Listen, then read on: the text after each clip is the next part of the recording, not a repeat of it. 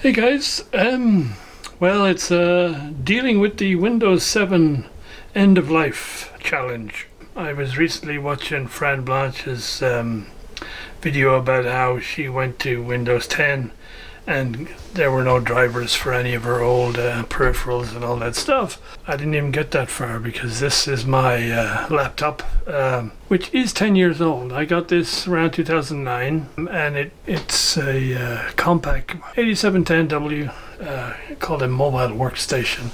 At the time it was pretty high end, or right up at the top end really. For laptops, it cost a whopping $3,000 or something at the time. Has NVIDIA Quadro graphics in it, but it's like a Core 2 Duo, which was like the best you could get back then. And so it's kind of it won't run Windows 10. I've tried multiple times, and it loads okay. It'll go through the whole process of installing, and when you get when it boots up.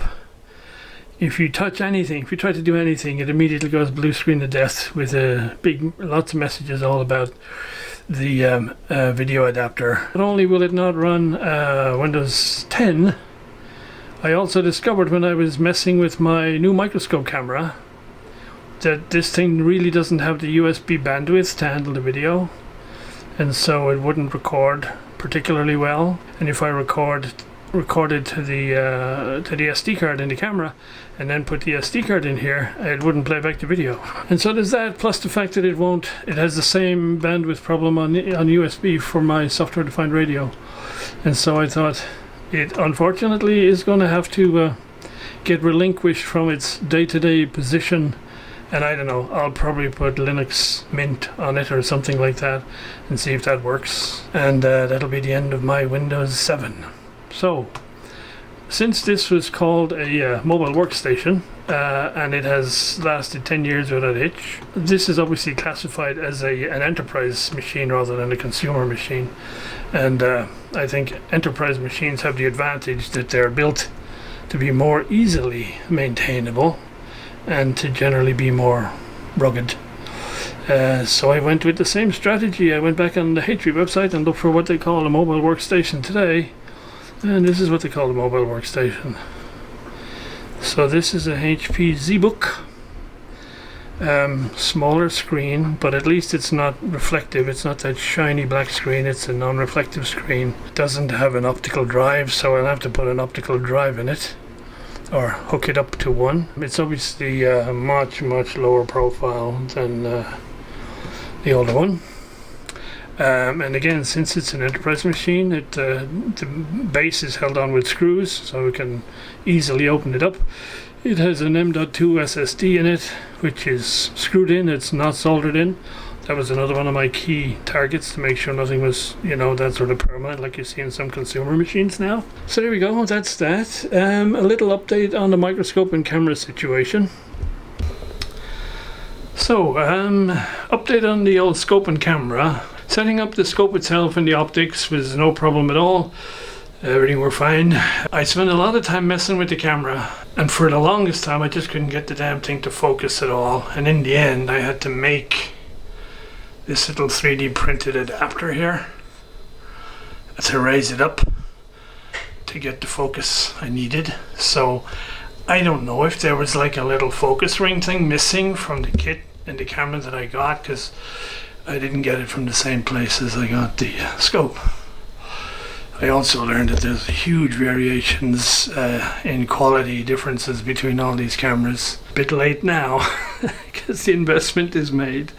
The other big challenge was when I first set this up out on the workbench, it's way too high. So when I'm sitting at the bench, like here, and my eye level is about here, so the the eyepieces are like way higher than where my eyes are, and so I was really curious as to what was going on here. But in here in the dining room, put it on the dining room table, sit on a regular dining room chair, everything works just fine. And so I measured the workbench outside in the workshop. It's about 10 centimeters taller than this table, and the electronics workbench is another 10 centimeters taller than that. So what I'm going to need to do is basically get a high stool to sit on when I want to use this thing. And I have, I think, come up with a way of how I'm going to incorporate it into the bench. Last update on my analog video capture saga. When last we left it, I had kind of decided that this was the best of a bad lot, because when I tried it with this guy hooked up to the Hauppauge box, video was okay, but audio was terrible. When I used this guy, the audio was better and the video was okay. Still artifacts in the video, but because this thing is so unreliable, and it continually locks up, and I don't know, in my view this thing is not fit for purpose, because there is nothing on their website or anything that leads you to believe that there are any sort of chipset dependencies or anything for this. And yet when you go on the forums, there's just loads of people who have trouble with this. Anyway, this works a treat. I found a new box which has a SCART input on the back and a HDMI input, so you can either catch analog video on a SCART Paratel connector or from HDMI. Then it goes HDMI out into the Hauppauge box, and using the Hauppauge software, that works a treat. Excellent audio. In fact, this box has dedicated out analog and digital if you want it. And it has a switch for either the SCART input or the HDI input, HDMI.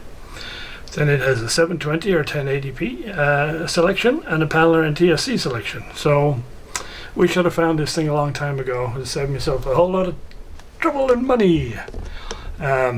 Since the Snell and Wilcox box was expensive and this guy here was expensive. This guy was like about, I don't know, 25 bucks. Anyway, we have a solution and it works. One last little thing, one last little update.